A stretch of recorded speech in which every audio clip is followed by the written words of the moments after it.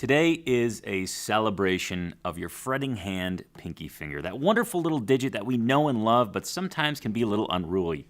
Today we're going to discuss some exercises, celebrate some pinky small wins, and look and see what the future holds for the pinky. All that and more right after this. My name is Tony Policastro. I'm part of an underground group of acoustic guitar enthusiasts you've probably never heard of. We're not here to play face-melting guitar solos or judge other guitar players. Our purpose is much greater than that.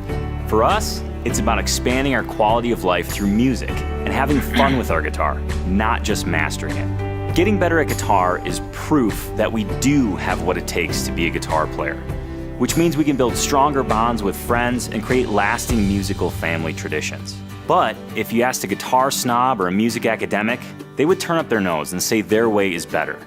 Yet this way of seeing the guitar is changing lives every single day. We follow a specific framework and set of values that keeps us focused on what matters most: human connection, constant progress, and fun. It's happening, and we call it living the acoustic life. This is our acoustic life, and these are our stories. Tony Policastro here from Tony's Acoustic Challenge, where we're all about expanding our quality of life through music and having the most fun as possible with our guitars. And one of the crucial links to having the most fun you could possibly have on your guitar is to make sure all of your fretting fingers are functioning. And that does indeed include the pinky. The pinky is the long-lost, crazy tiny little digit we have on our fretting hand. And I gotta be honest, when I first started, it was a bear to get the pinky to do anything that I wanted it to do. It always flung out to the side in a weird way. It kind of pointed straight ahead, and then it just didn't really listen very well. So after years of playing and finally wrangling in the pinky, I figured, you know what? There's gotta be some exercises that you can do to make the pinky stronger, more accurate, more nimble, more quick, more agile, pretty much like a superhero.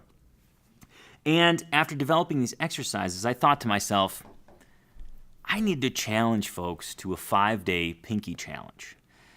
Now, you might be wondering, what is a 5-day pinky challenge? And let me give you a little bit of background on exactly what the 5-day pinky challenge is.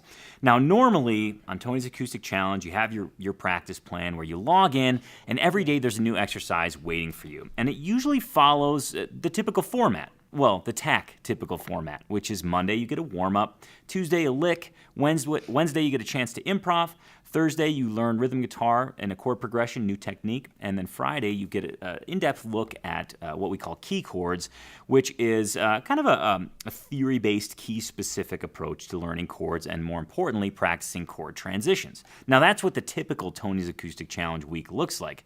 However, this last week on Tony's Acoustic Challenge was a little different, because each day of the 5-day week was a brand new pinky exercise. And these exercises built on one another in difficulty and also in what aspect of the pinky it actually built. And I must say that this was an extremely fun challenge, and I feel like the results were awesome.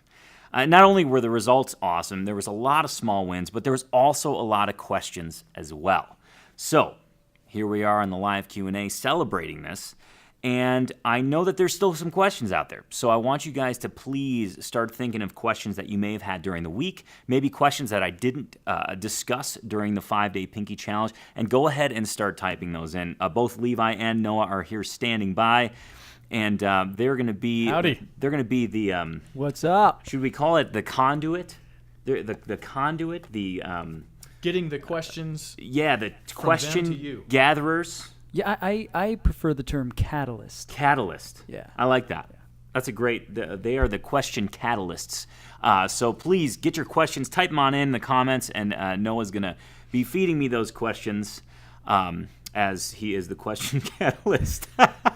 feeding you by hand. But but what I want to do first, while you guys are thinking of your questions and of course your small ones as well, is kind of share a story with you about how I, not how I first discovered my pinky, but how I first discovered what an asset a strong, nimble, agile pinky could be on my fretting hand. And it was really one of the first things I learned. My dad was teaching me kind of a basic blues, I'm going to say basic blues thing. And it looked like this. Let's see, it's here on the 2nd fret of the A string with my index finger. And then my ring finger hits the 4th fret of the A string. This is in conjunction with the open low E. And then my pinky's going to grab the 5th fret of the A string. And the basic shuffle pattern sounds like this.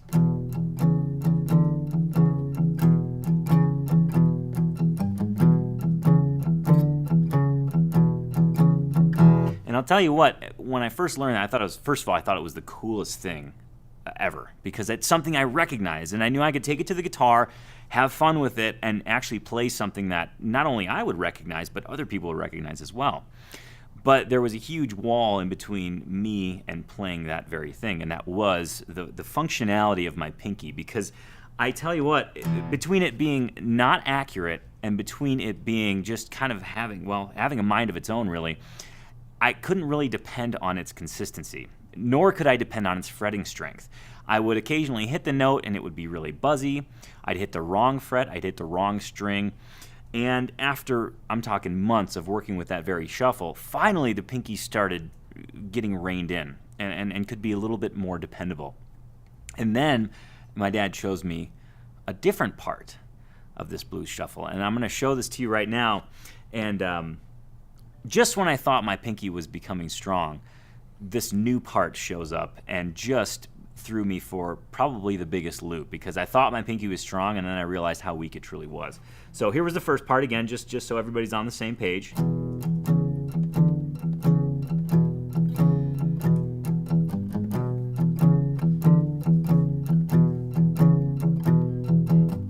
And then it goes up to the 5th fret.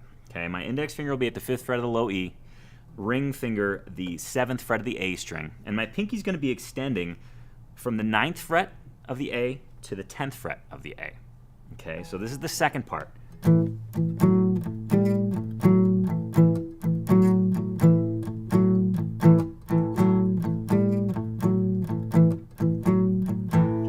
So right then and there I thought, okay, this isn't for me, because my pinky's not only required to be strong, hit the right fret at the right time, but it's also required to stretch. And when I first started playing, I felt like I couldn't stretch. I could barely stretch 4 frets. So the reason I'm giving you this background is because the pinky is a notorious problem for guitarists of all levels, be it a brand new guitarist or even a guitarist that's been playing for a while. The pinky always seems to get lost and forgotten because, generally speaking, our index, middle, and ring finger are just a touch stronger. And what I've come to find out is the more styles that I try, the more new things that I try and learn, the more I realize that the pinky's involved and that I should create a specific batch of exercises targeted to the pinky. And the way the Pinky Challenge laid out was that it first started with kind of just basic pinky movement and getting that just the general strength. The first exercise was a basic one where we'd go from the 4th fret to the 5th fret with just the pinky, and then the 6th fret to the 5th fret with just the pinky. And then we built a little bit more strength on the pinky. In fact, we integrated using the pinky with other fingers, particularly the ring finger, which is notoriously the weakest pair, where we'd start on the 3rd and 4th fret and do the ascending and descending portion. I'm sorry, just the ascending portion. Then we'd bump it forward to the 6th and, rather the 5th and 4th fret, and then do the descending portion. And that really targeted that weak pair of the pinky and the ring. So we started out with pinky strength, and then we started to pair up the fingers. And we didn't just do the ring and the pinky. We actually did all the fingers paired with the pinky. First the index, and then the middle and the pinky. And just for the sake of it, the ring and the pinky again. Now, I'm doing these fast for the sake of time. I don't expect any of you to be jotting this down and trying to do this right now that fast. The tempos in the Pinky Challenge were, I think we started at 60 beats per minute, graduated to 80, and then ultimately ended up at 100 beats per minute. And as the week went on, the exercises got more difficult. It involved position shifts, moving strings, and again, all with the idea of building pinky strength and agility in mind. And the reason I bring up speed with this is because, yes, I had different speeds included on the pinky challenge. However, speed really wasn't the target here. It was about strength and confidence in a finger that normally doesn't exhibit either of those character qualities. So as I mentioned before, the results of the pinky challenge were really great. And in fact, already this week, people are leaving comments saying how much it helped them. So I first want to say congratulations to those of you who made it through the 5-day pinky challenge. And for those of you who might not have had a chance to do it yet, please check it out. I think it'll really help out with your fretting hand confidence overall. And most importantly, I'll give you a targeted, a specific time and a set of exercises to where you can truly develop the strength in your pinky. And it really pays off dividends, whether you play bluegrass or fingerstyle. One of the bluegrass tunes that I want to show as an example, Big Scioto, which is located in the Song Vault, uses the pinky quite a lot. That whole first part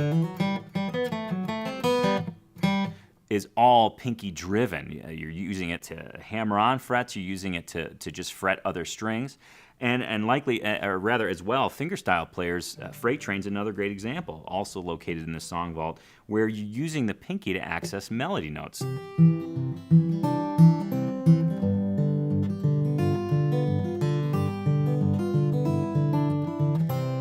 Right, that pinky's responsible for a lot of the melody, and just its basic mobility and having strength and confidence in it is crucial. So not only did the 5-day pinky challenge help everybody get a stronger pinky, but it's going to allow you to take that strong pinky to songs and other things that you want to do as well.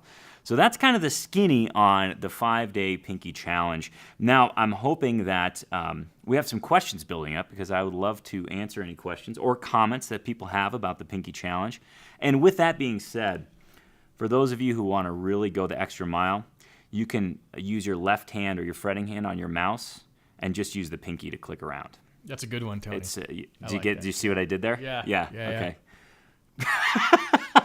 You see any questions, Noah? Yes, I do. Well, Actually, as do the have- question catalyst, right. Which, by the way, the KDC. Jeff said it's the. He came up with some cool name for it, Yeah. and I forgot. it's okay. Yeah, but we got questions. Hit me with the first one. I'll do my best here. Okay. All right. The knowledge dispersion catalyst. That's what it was. The knowledge dispersion catalyst. That's it. I just remembered that it was the KDC. So there you go. All right. Yeah, you know me. Wow. Heidi H. How about some info on picking hand pinky? I get pain in finger to hand joint. I'm guessing from Okay. tension. Yeah, that's actually a really great question, and something that the 5-day pinky challenge, it was kind of on the fringe of, because we were so focused on the fretting hand, but most of us who have not had an accident actually have a pinky on our picking hand as well. And what can end up happening with the picking hand is when you're doing something tough or new or strenuous with your fretting hand, you can actually hold a ton of tension in your picking hand, especially if you are the type of player that anchors their pinky on the actual surface of the guitar, which I definitely am one. Whenever I'm doing anything single note, I generally have my pinky down just as an anchor point, just kind of as a guide point. I'm not putting a lot of pressure on it. It's just there to kind of keep me grounded and keep me centered on the correct string. That being said, a lot of tension can get held in your fretting hand. Even though it's only responsible for hitting the strings, again, if we're doing something difficult with our fretting hand, our picking hand can hold a ton of tension, and this may very well be what you're experiencing. So a couple of things that may help. First of all, just try and relax and be conscious of what your picking hand's doing in terms of holding tension. Not what strings it's hitting, but just how it feels. And if you find yourself with a really tight, like locked wrist and a tight clenched grip on your pick, maybe you even see some little white knuckles happening, try your best to loosen that grip. Try your best to breathe and just kind of let your arm fall down and think, okay, that's what I'm going for. I'm not going for tense. I'm going for a nice kind of loose arm position, because that'll really help in terms if you're experiencing any sort of muscle tension or joint pain as a result of muscle tension. Second, if you are the type of player that anchors, generally speaking, when I anchor, my finger is extended like super, super hard. It's almost like it's bending backwards in an odd way. And that being the case, I experience a lot of tension on the top of my pinky, of my fretting hand. So just be aware that you might be hyperextending your pinky if you're anchoring. If you're not, that's okay. Just, again, revert back to that holding tension within your pinky. And one last thing that you can try is to try and not anchor at all. And in that case, just tuck your pinky underneath, almost like you're making kind of a soft fist. But again, we're not a fist like we're punching somebody, just a nice soft fist so that the pinky can actually relax in a nice little cove of your fist. So hopefully that helps you out, Heidi. All right. David O. Yes. makes mention of he brings up a great point. His question is, do you teach anything differently when you're playing on a nylon string? Which obviously, what about any exercise, any of these exercises that you're teaching? Yeah, I mean, I think in terms of, since I'm going to bring this back to the 5-Day Pinky Challenge, in terms of the exercises involved with the 5-Day Pinky Challenge, it was really more associated with the fretting hand. In that regard, whether you played the exercise fingerstyle, whether you played it with the pick, that's fine. Whatever you chose to do was totally fine. Whatever is more comfortable for you is totally fine, because the whole notion here was to build strength and confidence in your fretting hand.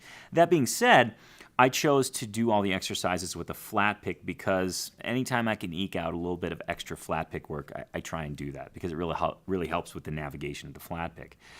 This question more specifically was on the nylon string guitar, and I don't necessarily see anything wrong with using a pick on the nylon string. However, traditionally speaking, you wouldn't do that. It would be more of a Spanish style, which I am no expert at, but I did take one college class at one point where you're using your index and middle finger to kind of alternate. So in that case, if you're using a nylon string and you want to do something very specific to nylon string, you would use your index and middle finger, like this kind of a motion, and do the same exercise. You could do it, that first exercise, like so.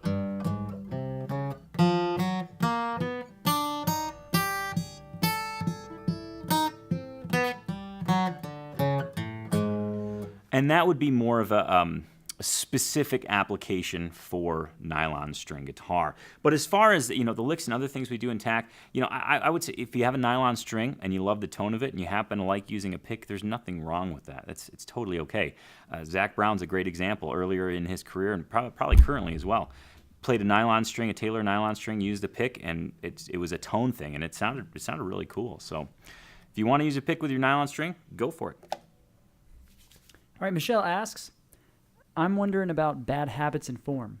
You can't see what bad habits we might be forming. How can we check ourselves to make sure we're not creating future nightmares? That's a great question. That's an awesome question. And by the way, love TAC. Thanks. Awesome. Well, thank you, Michelle. Awesome question. I'm glad you're involved with TAC and just diving into the exercises. And you bring up an absolutely wonderful question. And just to reiterate, how do you know that you're not forming bad habits? And what I'll do here is I'll give you kind of I'll give you a guide to help diagnose if you are going to be creating bad habits. And the guiding rule with this whole thing, okay, the first and the most important rule with figuring out if you are developing a bad habit is if it's causing soreness, pain, anything like that, take a breath and separate yourself from the guitar. Because anytime we get fatigued, anytime we're tired or we're kind of on that last 9 to 10 minute stretch of focusing on an exercise, is as soon as fatigue starts entering the picture, that's when proper form starts to fall apart. That's when proper pick direction starts to fall apart. That's when all the things that we strive to be start going by the wayside because we're tired, either mentally or physically. So that's the first thing is if you feel like you're fatigued and you're just not feeling strong on the guitar, just stop, take a breath, maybe pick it up later in the day, later in the night, whatever the case may be. That's the first thing. If anything ever hurts or is painful, stop, because then we have a more serious issue, and it could be related to just bad form. So let's parse out the bad form into 3 different areas. And the first, and I'm just going to cite some common issues that I see here and things that I want you to check in with if you ever find yourself asking the question, do I have bad form? The first and foremost is posture. And really, truly, if you're spending any amount of time with a guitar, you do not want to be hunched over your guitar like this. You don't want to be using the guitar to lean on. You don't want to have your back all hunched over so you can see the strings. You want to sit up nice and straight, just like your parents probably told you when you were a kid. And you want to be nice and confident in that. And that's going to actually impact both your picking hand and your fretting hand. So that's why I start with posture, nice and straight. And sometimes it's harder. Well, if you have a smaller guitar, it's really easy to get sucked in and start hunching over. So you can actually adjust your playing position. You can do it the standard, what I'll call folk style. You can throw a strap on your guitar and stand up. That's probably the best way, because if you're hunched over and standing, then you might tip forward. So it's like a built-in safety check. Or you can adjust your playing stance to like a Spanish style, where you take the lower bout of your guitar and it's in between your legs, and it almost forces you to have a nice upright position. And again, that impacts both your fretting and your picking hand. And let's dive into both of those. In terms of picking hand, what I see in terms of bad form and indications of bad form, first and foremost, is tension. And that's really kind of a blanket statement, because anywhere you're experiencing tension, that will insinuate that there's bad form happening. So we want to minimize tension as much as possible. But the second thing in terms of picking hand, whether we're finger picking or flat picking, in terms of flat picking, proper pick direction is really, really important to understand and use as much as possible. It's not a hard and fast rule, but generally speaking, when encountering a steady stream of eighth notes, it's going to be down on the downbeat, up on the upbeat. So down on the 1, 2, 3, 4, and up on the ands. So if I was to just take a single measure of eighth notes and just count along and see what the pick direction would be, I would count it 1 and 2 and 3 and 4 and the pick direction would be down, up, down, up, down, up, down, up. Now, again, this is not a hard and fast rule. There are certainly exceptions, but this is a rule that I want you to lean on as much as possible. And I say this because it's not, I got a lot of questions about, sometimes when I go from string to string, it's easier to follow a downstroke with a downstroke. And yes, physically that is the case. But as you start to increase tempos, the more eighth notes that you encounter at a faster tempo, if you start to do the same directions pick strokes, you're going to notice that you're going to hit a speed limit. And the whole notion with alternate picking, the down, up approach, is that you're essentially doing half the work to achieve faster tempos. Okay, so that's one of the things I notice on picking hand. In terms of finger style, what I notice in terms of bad form is that, generally speaking, we want to use a pattern with our finger picking hand. And that being the case, generally speaking, the pattern that I use is thumb for the E, A, and D strings, index for the G and the B, and my middle finger for the high E. Do I sometimes alter that pattern? Absolutely. Yes, absolutely 100%. But that's the pattern that I lean on to kind of get me grounded and know where I'm at on the guitar. So that's the picking hand. So we have posture, picking hand, and then on to the fretting hand. And one of the big things, big red flags I see with fretting hand is that people actually reach their wrist forward to achieve difficult fretting positions or chord positions. This, right, if you ever find yourself with your shoulder dropping and your elbow, or your wrist reaching forward almost in line with the fretboard, that's a huge, huge no-no. Okay, and you'll actually feel, you can feel tightness in your wrist if you do this, just so you can feel what it feels like. This is a really bad position to find yourself in because you can actually do damage to your wrist, you do damage to your shoulder.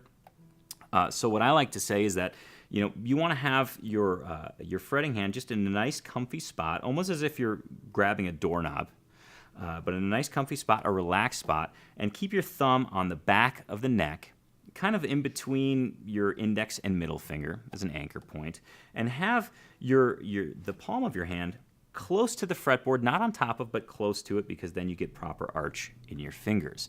And ultimately, you don't want your wrist to be flexing in any which way. You want it to be in kind of a neutral position. So just kind of a 3-point assessment on, do I have bad form? Check your posture, check your picking hand, and of course, check your fretting hand. And the lead domino in that whole thing is posture. If you have poor posture, it's going to just go on down the line. So the first things first is to fix your posture and then evaluate the others. So hopefully that helps. That was a kind of a long-winded answer, but it's a pretty serious question, and hopefully others found help with that as well.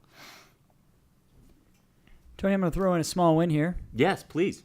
LH, or Carl over here, says, after the challenge last week, I spent the entire weekend doing all 5 as one exercise. Every time I picked up the guitar all weekend, my pinky is a beast. That's wow. That's dedication to getting your pinky to pump iron, if I could throw an Arnold reference in there. That's like pinky pumping iron. Exactly. Yeah. Yeah. It was the 5-day pinky pumping iron challenge. Correct. That's wow. That is I bet your pinky's a beast. That's wow. Should we do a call for small wins, or are you getting a bunch over there, Noah? No, that's what I was just going to say. Oh my gosh, folks, we're on the same page. We're tracking. It's like a periphery pinky pumping iron. So if you experienced some pinky small wins in the last week, just do the hashtag small wins, and then tell us about your small win. You got any questions, Noah? Absolutely. All right. Should we kind of? I got several. Should we kind of go into a speed kind of? Whoa, speed round. Whoa. Yeah. Okay. I mean, I've obviously been warming up for that. obviously you have been. I was thinking about it the whole time. All right. Kate H. I have a really tough time keeping my thumb in place without it running up the board. Any suggestions? Well, first suggestion would be instead of doing the exercises out of first position, actually slide it to the middle of the neck. Start on the 5th fret, your index finger on the 5th fret, or your index finger on the 7th fret, and do the same exact exercises. And the reason I'm having you do this is going to allow you to keep your thumb in at least a smaller area on the neck. You won't have as much travel if it's traveling at all. But also you can focus on keeping your thumb in one spot because the distance that your fretting fingers have to travel is much less. It's very tough to keep your thumb in one spot, especially if you're not used to it. But slow down, move the exercises up the neck, and I think you'll find that slowly but surely your thumb will start to be more of an anchor instead of a wanderer, if you will. If you will. All right. Ivan D. Noah gives me a hard time about the if you will, so I had to give him 2 of them. It's okay. Apparently, Levi, again, pointed out that I say might could, and I don't even know where I got that from. Yeah. I think you got it from your mom. That's probably right. You're probably right. If any yous out there from the South, like my mama, I could have got it from her. Ivan D. My sister bought a guitar using corporate points. I tried to play it, and it was so hard to play. Should I blame the strength of my fingers or the guitar? Am I a guitar snob? Is that like Marlboro points? Is it? well, I would first check out the guitar. You're not a guitar snob. I mean, simple. It's simple. If the guitar is difficult to play, you're going to feel like you have no strength because the strings may be way further off the fretboard than they need to be. So I think the first step you need to do is take it to a local shop and just kind of have them evaluate it. Be like, does this need a setup? Am I doing something wrong? Is it out of whack? Usually with a quick look of the neck relief and the saddle height, they'll be able to tell you, like, yeah, we can do a setup and get this thing playing much better and much easier. So that's the first step. The second step, if the guitar is perfectly set up and you're still having a hard time with the exercises, I'm going to say what I said just to the last rapid fire question was move the exercises to the middle of the neck. Generally speaking, the strings are a little bit more springy in the middle of the neck and a little bit easier to fret. But first things first, before you even go that route, take it into a local shop and see if it needs a setup, because it sounds like it just might. All right. Mary C. It is hard to relax my fingers when trying to accurately fret. How do I do that while attempting new finger moves and positions? Great question, and I'm glad you asked this. In fact, I've seen this. There was multiple cases of quote-unquote helicopter fingers that I saw in the comments during the lessons. And one of the things that, and this is true for really any new fretting pattern or anything like that, one of the things that I strongly recommend is instead of trying to have both hands do something new right away, just isolate your fretting hand. And this sounds a little goofy, but look at the pattern on the tablature in the video and just replicate what you're doing on the fretting hand. Don't even just set your picking hand on your guitar. You don't even have to use it. But what this is doing is allowing you to just focus on one thing instead of two. And I recommend this to anybody having trouble really with anything, is if you can start to, it's almost like troubleshooting anything. If you can half of it, rather divide it in half and focus on one thing instead of two, you're way better off. You can build on that rather than piling on as much as possible and saying, man, this is really frustrating. I can't get this. You can get it. You can get anything that you want to. You can get anything that you set your mind to. It's just a matter of layering it, like an onion or something else with layers, like a 7-layer cake, if you will. I was looking to you guys to There's see. There's a 7-layer dip. There's a 7-layer dip as well. Yeah. One of my favorites. But just layer it. So in this case, just isolate the fretting hand. And as silly as it sounds, because you won't be making any sound, just kind of go through the pattern. And this allows you to just focus on what the fretting hand is doing. Once you have that, bring the pick into play. And if the pick throws everything off, dial the metronome back even slower. I mean, even if you have the fretting hand, as soon as you bring the pick in, it's just kind of feeling wonky, and you're trying to do it, at a decent clip, slow it down, slow it way down. And even you can say things. If it's a pick direction that you're having a hard time with, you can say down, up, down, up, down, up, so on and so forth. And I say that actually when you say what you're doing out loud, it helps exponentially in terms of executing the exercise correctly. I learned this from a fellow that taught me banjo, Ed T. from the Old Town School of Folk Music. When I was learning banjo, he would tell me to say what I was doing, because 9 times out of 10, if I said thumb and my index finger actually hit the string, in my head I immediately recognized that I did something wrong. It should have been thumb, my index finger went, so I could correct myself. So hopefully those are some things that will help you out, Mary, and that's a fantastic question. All right. Was this a speed round? Well, yeah, we technically are still in a speed round, Noah, until you end the speed round. Oh, so okay. I'm putting the speed round. It's red, speed round red right now. Okay. Well, right. let me just first apologize, because by the answer to that question, you probably would never guess it was a speed round. No, you wouldn't. All right. Let's Thanks try for this. softening the blow. Can we try this? Can we try the speed round now? We can try. Okay. We can try it now. All right. Susan A. My pinky sometimes has to click into place if my ring finger is not curved. Is this a strength thing or just something weird I have to deal with? It is a strength thing, and this is when fatigue starts to set in. I have the same thing. My pinky actually locks out when it starts to get tired. So I would say if that's occurring, take a break, but you'll notice that the more strength you build down the line, the less that's going to happen. So hang in there, give yourself a break when it starts to occur, and just be patient. Michael A. On the pinky exercises, the ones that slide, should we slide on the string or lift up the pinky? I'm going to say slide on the string. That's exactly what I did in the demos, and it was a frequent question in the comments. So go ahead and leave your pinky touching the string and just slide it forward. I think it'll help big time, and you won't get that choppy feeling. It'll be a nice, smooth transition from one fret to the next. Steve the Kiwi, what should I do with my other fingers when doing the pinky exercises?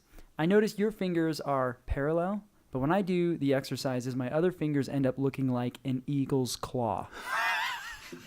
Good description. This is a common problem. It's because it's due to the fact that our pinky is generally weak, and our other fingers start to try and come and rescue, and they do weird things to try and conjure up any strength that they can from the pinky. So what I would say is, and this has kind of been my common answer, is slow down as much as you can. But when you're slowing down, try and focus on keeping your other fingers, index, middle, and ring, in contact with the string.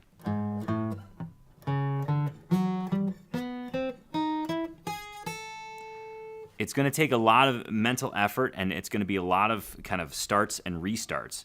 But just being conscious that your fingers are flipping out of control is really important, because now you can say, okay, when I do this round, I'm going to do it half the tempo I normally do it, but I'm going to focus on keeping those other fingers close to or touching the string behind the pinky that's fretting. I think that'll help big time, and it's also a tension thing. And I'll say this, once the pinky starts to develop more strength and agility, you'll notice that your other fingers can actually calm down. I think you actually went into this next question on here from Steve B. And he said, when I use just my ring and pinky fingers, my index and middle fingers spaz out and pull away from the guitar. And he asked if there was something he could do to control that, and I think you answered that one as well. Yeah, same exact. That's how speedy I am in this round. Two that questions, was one fast. answer. Yeah. Can you do the next one? No clue. Okay, so I think I said that. I say, blah, blah, blah, I can speak, I swear. If I say this correctly, Daya S, can we slap on the acoustic guitar? And that's amazing, because while we were getting ready this morning, you were just going all August Rush this morning with the Slappy McSlapperton acoustic vibe. Yeah, we were listening to Michael Hedges this morning, and for those of you who don't know who he is or any of that, you should definitely check him out. Does that connect to the August Rush statement that I'm not getting? Oh, Levi. Have you seen that movie? I haven't. You have not seen August Rush. Okay, all right. Trivia fact with August Rush. Yes. Khaki King was the stunt hand double, the guitar hand double for that. No way. For the kid. For the kid, yeah. Any close-ups on the hand was actually Khaki King. So that's neat. He has childlike hands. Correct. Wow. She has a new album coming out too, so make sure to check that out. Oh, it shows you my knowledge base. So in terms of, you can absolutely do that on the acoustic guitar. The acoustic guitar has a ton of different noises. There's like a drum sound up here, like a rim shot. You can do anything there. There's also a rim shot below. You can do like a slap harmonics, anything like that. And you can do something like a percussive beat, like a...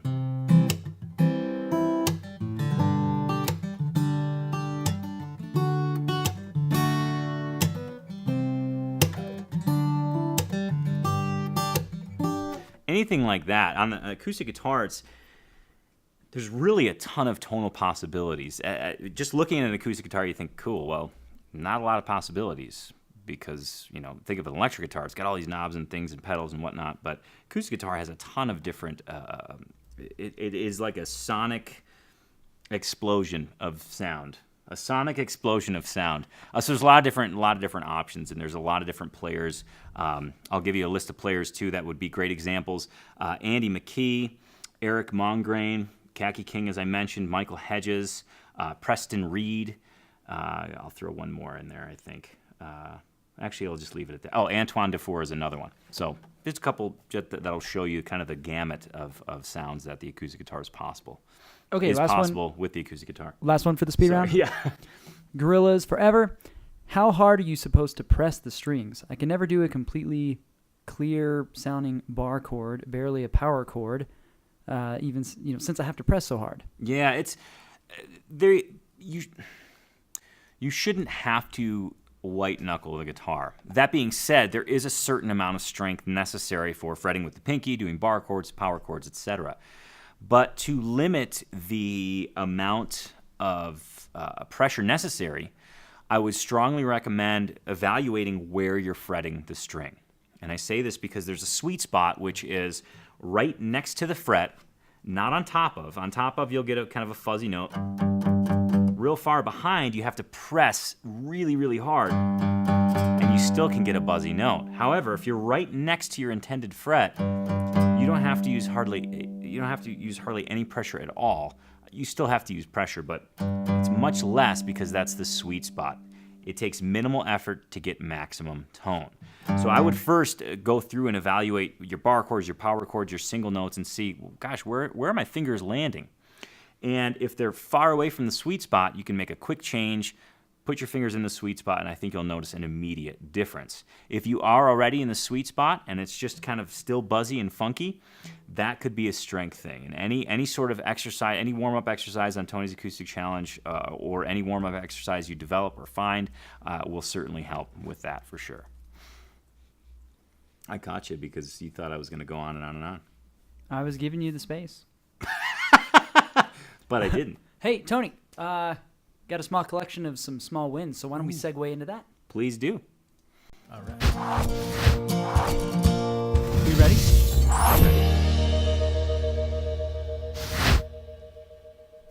All right. Charles D. Love the pinky workout. It's come into great use with the to dominate the neck solo this week. Nice. As the scales has many 4-fret space notes throughout. Thank you. All right, Scott T. Big win. After learning to play with others at the Jamboree, I have come back and regularly am participating in jam sessions with strangers. Heck yeah. That's a huge win. That's a big deal. Don L., thanks for the posture answer, Tony. Oh, awesome. Right? Helped him out right away. Good. Julie, small win, reached 180 BPM for the first time and holding it. Yeah, that's killer. That's awesome.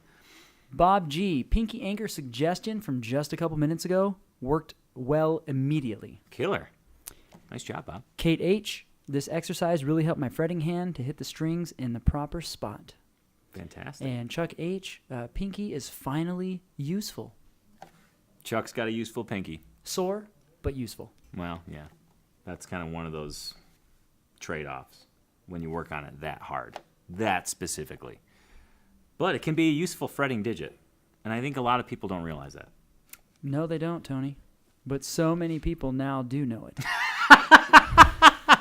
So many. Gosh. Do we have any questions? Are there small ones? I'm sorry, I might have interrupted you. One just came in. Okay. I don't even know how to say that. I'm going to try to say it. Quadrophenic. Small win. I can now play Pinball Wizard without chafing the back of my fingers.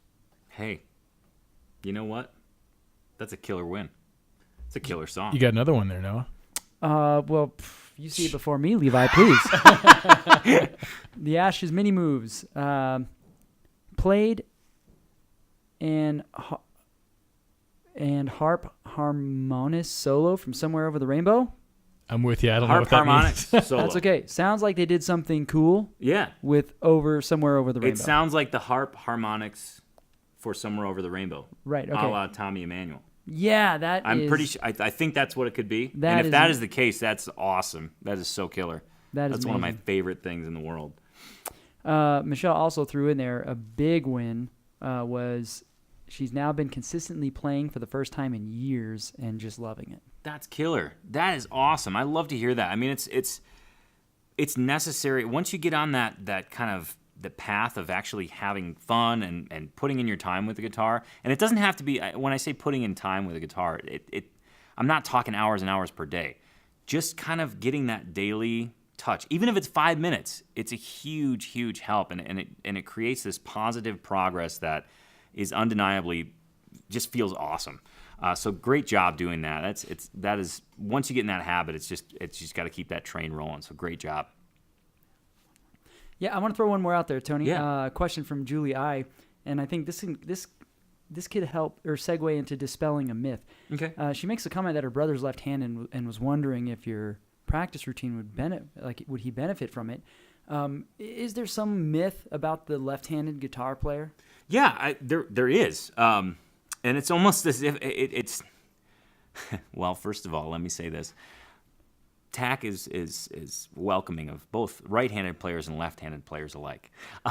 That being said, just because a player is left-handed, yes, to a right-handed player it looks backwards, but they can still learn off of a right-handed teacher. They can still learn off of standard tablature.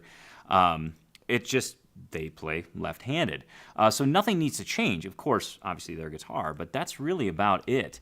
And I would say, in fact, I'm not left-handed, but I think since it's a mirror image, is it almost easier for a left-handed player to like watch the video and then repeat it? I don't know. I've never. You're not left-handed. I'm not left-handed, and I've never asked a left-handed player. But True. Well, I've taught left-handed people before. Yeah. And it is a mirror image, so that's kind of neat. I mean, I would think. That's true. Yep. But the short answer is lefties and righties can all learn from the same material and get awesome results. There's no specific lefty material per se. Is that our last question? Yeah. If I can just piggyback off that. You can, hop on. For a left-handed guitar player, should they get a left-handed guitar, or can you reverse the strings on another guitar? Great question. I actually have two answers. I'm going to piggyback off of your piggyback. Please. If you happen to be a left-handed guitar player, you're already playing guitar, you're left-handed, maybe you started out with just an inexpensive guitar and flipped the strings on it, awesome. Let's say you're in a position where, you know what, I'm sticking with this guitar thing, I'm left-handed, I'm going to go grab a guitar and just flip the strings on it. Not so fast. When you're first starting, it's great to experiment, especially if you're not sure if you're right or left-handed. More on that in 1 second. But if you're graduating through and you think, gosh, I'm going to get a lifetime guitar, make sure to get a left-hand specific guitar. It will help in terms of setup, and also structurally, guitars are built braced a touch heavier on the bass end than they are on the treble end. So that means if you flip the strings, you could have some wonky things going on with your guitar. Not to mention the fact that the nut slots will be all goofy, the setup will be all goofy as well. So if you're looking for that lifetime guitar and you find yourself to be a left-handed player, search out a specific left-handed guitar. Let's say the other side of the coin. You want to start guitar, but you're not sure if you're left-handed or right-handed. Since you're learning something new with both of your hands, I would actually recommend starting on a right-handed guitar. Just give it a shot. Worst case scenario, you get yourself an inexpensive right-handed guitar and it's not clicking and you think, I'll just try it lefty. Go ahead and flip the strings. That's fine on an inexpensive guitar. But the reason I say start out with a right-handed guitar is because your availability of guitars will be much greater if you actually end up learning the right-handed way. I'm not pushing you one way or the other, but I've noticed this with a lot of with kids specifically, kids that are left-handed, left-hand dominant, throwing a ball and all other things. If I start them with a right-handed guitar, chances are, since things are new for both hands, they adapt pretty quickly. So just some things to keep in mind on the whole left-handed train.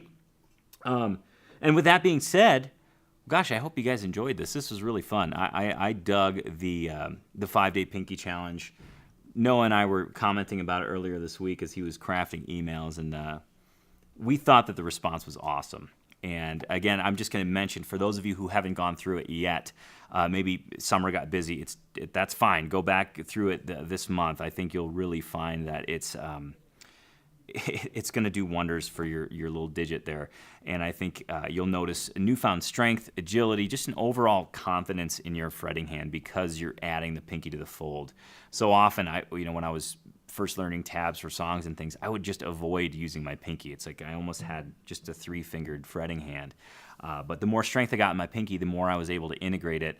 The more stuff I could play, the quicker I could learn things, and the more options I had. So that's kind of the story of the 5-Day Pinky Challenge. Again, I encourage those of you who haven't done it to do so. And for those of you who have done it, congratulations. And hopefully those exercises will make a lasting impact on your playing. You can certainly use those time and time again, and that will always be beneficial. That being said, I want to thank you. I want to thank you from all of us here for joining us today, taking time out of your day and sharing it with us.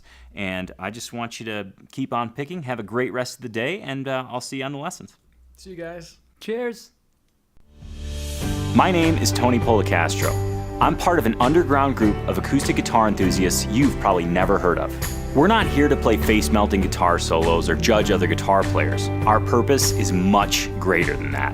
For us, it's about expanding our quality of life through music and having fun with our guitar, not just mastering it. Getting better at guitar is proof that we do have what it takes to be a guitar player, which means we can build stronger bonds with friends and create lasting musical family traditions.